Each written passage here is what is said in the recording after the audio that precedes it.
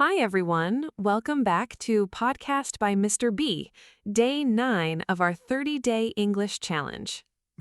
Day 9. We're officially into the second half of week 2. Quick reminder, yesterday was day 8, right? Talking about feelings? Exactly. We learned how to describe your mood with adjectives like tired or energetic. Right, moving past just saying, I'm fine for everything. Exactly. And today we're building on that. Instead of describing how you feel, we're learning how to say what you think. Giving opinions? That sounds a bit scary, actually. It sounds bigger than it is. You already have opinions every day about food, shows, music, people. Today we just give you the words for it. True, I always know what I think in my own language, it just disappears in English. That's so common. Usually, it's not the opinion that's missing, it's just the right phrase to start the sentence. So, what's the magic phrase? The simplest one is I think that, plus your opinion, plus because, plus your reason. Like, I think that coffee is better than tea because it wakes me up faster. Perfect. Opinion, then reason. That's the whole formula. Do I always need that? No, you can drop it. I think coffee is better than tea works just as well. That is optional. Okay, that's easy. But is I think the only way to start? Not at all. Let's build a few more options together. Let's hear them. In my opinion, plus a comma, plus your sentence, in my opinion, this show is really entertaining. That one sounds a bit more formal. It is, a little. Good for meetings or more serious conversations. What about something more casual? Try personally, I feel like. Personally, I feel like the ending was a little rushed. That one sounds friendly, like you're just sharing your side. Exactly. And one more useful one. From my point of view, the book was better than the movie. Impressed. So we've got 4 now. I think, in my opinion, personally I feel like, and from my point of view. Exactly. Different flavors, same job. Telling people what you think. Do I always need to add a reason? You don't have to, but it makes your opinion way more interesting. Compare, I think it's good, with, I think it's good because the story keeps surprising me. Yeah, the second one actually gives the listeners something to respond to. Exactly. Opinion plus reason keeps a conversation alive. Can we build a full example together about a show?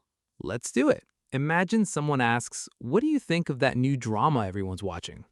Honestly, I think it's one of the best shows I've watched this year because the characters feel so believable.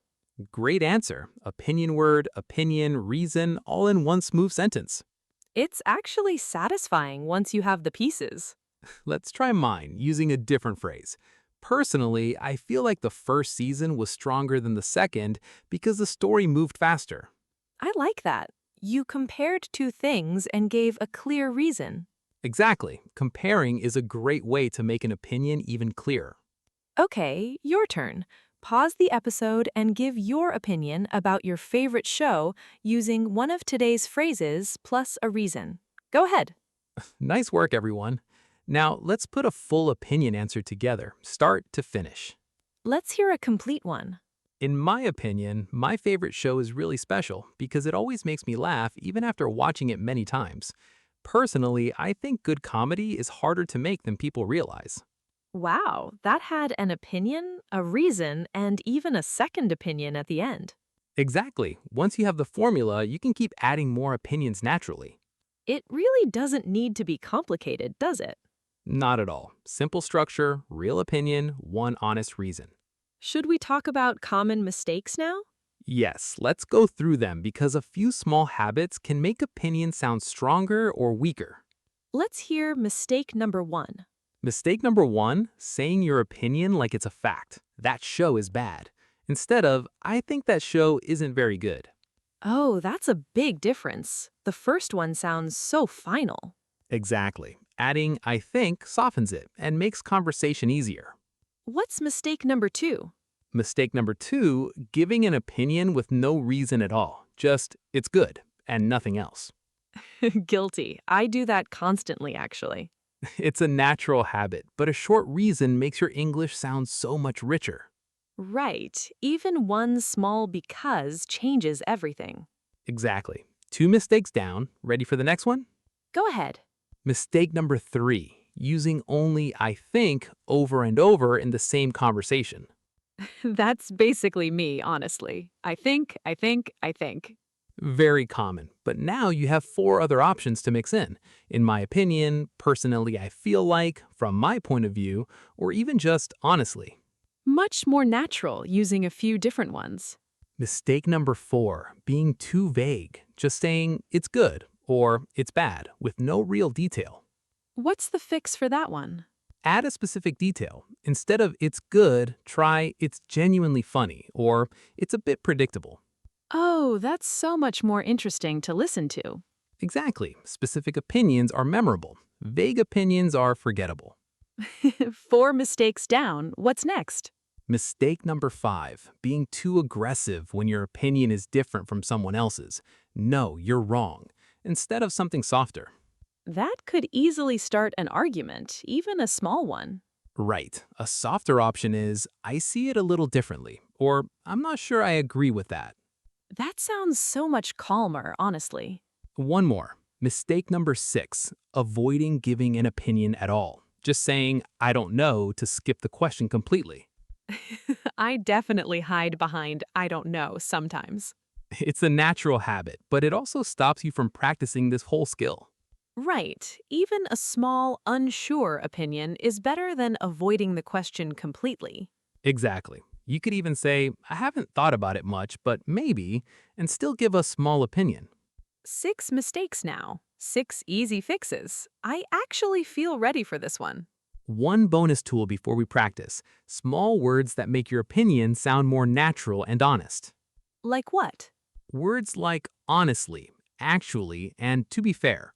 Honestly, I think the book was better. To be fair, the ending did surprise me. Oh, those add a nice, natural feeling to the sentence. Exactly. Small words, but they make a big difference in how natural you sound. Okay, your turn. Pause the episode and give your opinion about something completely different: food, music, or weather. Use a reason and one bonus word. Go ahead. Great job, everyone. Now let's move to word tour. Word 1. Opinion. This means what you personally think about something. Example, everyone has a different opinion about the show. Word 2, believe. This means to think something is true. Example, I believe this is the best season so far. Word 3. Perspective. This means a particular way of looking at something. Example, from my perspective, the movie was too long. Word 4, honestly. This means used to say what you really think. Example, honestly, I didn't enjoy the ending. Word 5. Personally. This means used to give your own opinion separate from others. Example, personally, I prefer the book. Word 6, viewpoint. This means another word for opinion or perspective. Example, that's an interesting viewpoint. Word 7. Assume.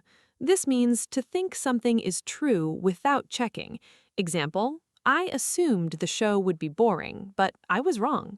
Word 9, reckon. This is a casual way to say think. Example, I reckon the first episode is the best one. Word 10. Predictable. Means easy to guess before it happens.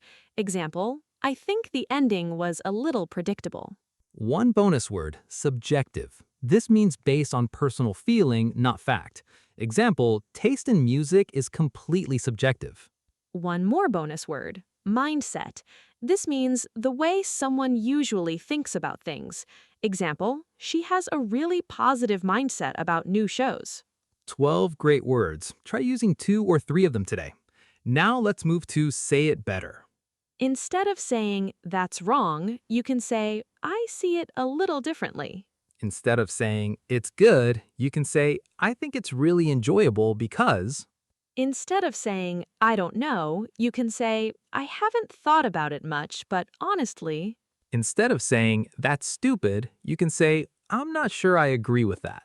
Instead of saying, whatever, it's fine, you can say, it's all right, but personally, I'd prefer something different. One more. Instead of saying, "You're wrong about that," you can say, "That's interesting, but from my point of view." I really like that last one. It keeps the conversation open instead of closing it. Exactly. It sounds like a conversation, not a competition. That's such an important point. Okay, quick recap before the challenge. Use an opinion phrase, add a reason with because, and mix up your phrases so you don't repeat I think every time. And remember, a specific opinion is always more interesting than a vague one. Now for the most important part, today's challenge. Here it is. Share your opinion about your favorite show out loud with a clear reason. Use an opinion phrase, name your show, give one reason, and add at least one describing word. And if you're not sure how to say it perfectly, don't stop.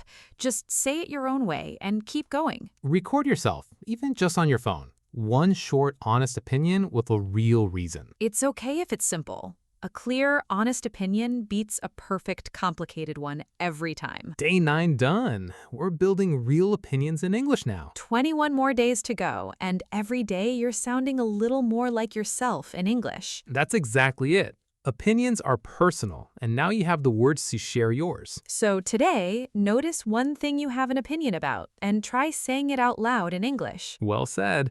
Tomorrow, day 10, we'll learn how to disagree with someone politely. Which builds perfectly on everything we practiced today. And remember, this is podcast by MrB. Simple English, real life, every day. See you tomorrow for day 10. Bye for now, and good luck with today's challenge.